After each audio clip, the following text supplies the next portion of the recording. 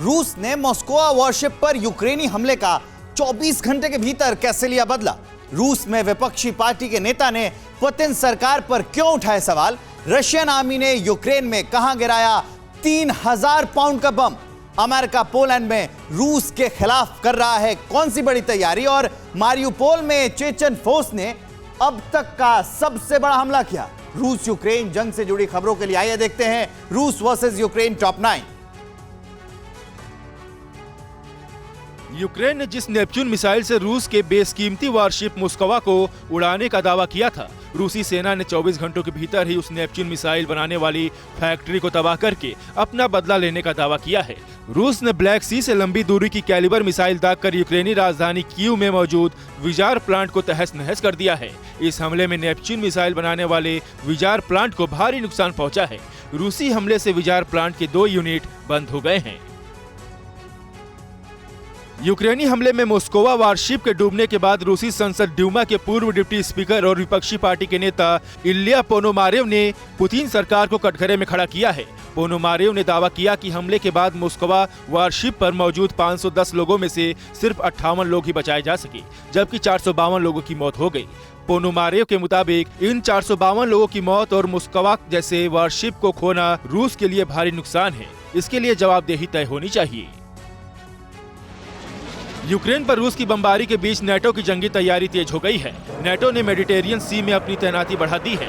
NATO ने एक video जारी किया है जिसमें नेटो से जुड़ा अमेरिका का विशाल USS Harry Truman aircraft carrier दिखाई दे रहा है, जबकि 2 अमेरिकी E-18 ग्रोलर्स फाइटर जेट्स आसमान में उड़ान भर रहे हैं।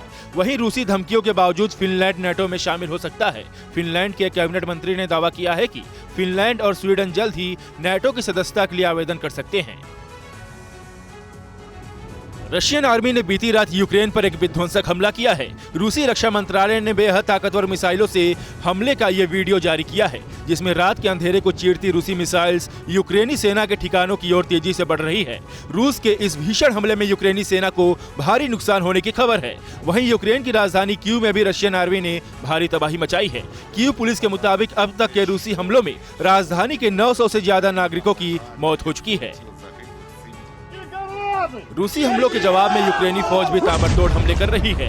यूक्रेन के लड़कों ने डोनबास इलाके में रूसी सेना पर जबरदस्त काउंटर अटैक किया है। वहीं यूक्रेनी रॉकेट लॉन्चर्स ने रशियन आर्मी पर बारूदी बौछार की है। वहीं एक और हमले में यूक्रेनी सेना ने रूसी सेना पर तोप से प्रहार किया है, जिसमें आग उगलती यूक्रेनी तोपों ने रूसी आर्मी के कई ठिकानों को तहस नहस कर दिया। रूस ने यूक्रेन के मारियुपोल शहर की एक स्टील फैक्ट्री पर 3000 पाउंड का बम गिराया है। रशियन आर्मी के इस जोरदार हमले में हुए धमाके से पूरा मारियुपोल शहर दहल गया। इस हमले के लिए रूसी एयरफोर्स ने पहली बार Tu-22 M3 फाइटर जेट्स का इस्तेमाल किया है। इस सुपरसोनिक बॉम्बर की स्ट्राइक के बाद यूक्रेनी स्टील फैक्ट्री खाक में मिल गई। वहीं रूस के समर्थन वाली DPR आर्मी भी मारियुपोल के इलाके पर कब्जा कर रही है। DPR के जवानों ने कई यूक्रेनी सैन्य ठिकानों पर हमला करके उन्हें तबाह कर दिया।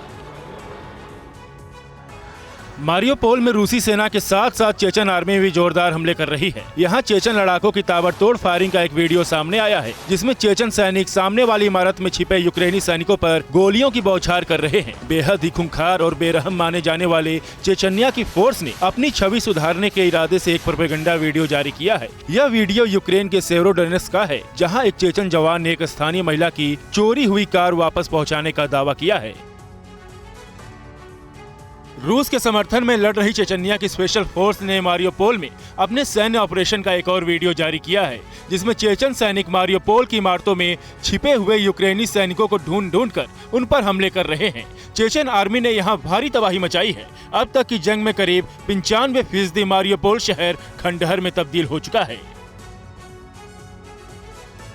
अमेरिका ने रूस की टेंशन बढ़ाने वाली एक और तैयारी शुरू कर दी है। अमेरिका अप्रैल के अंत तक पोलैंड के रेड्जिकोवो में एंटी मिसाइल बेस की टेस्टिंग करने की तैयारी में है। अमेरिकी मिसाइल रक्षा एजेंसी के निदेशक जॉन हिल ने दावा किया है कि एंटी मिसाइल बेस से जुड़े सभी उपकरण लगाए जा चुके हैं और जल्द ही इसकी टेस्टिंग शुरू हो जाएगी। जॉन हिल ने कहा कि रेड्जिकोवो के एंटी मिसाइल बेस पर मजबूत रडार होगा, जो इंटरसेप्टर मिसाइलों से लैस होगा।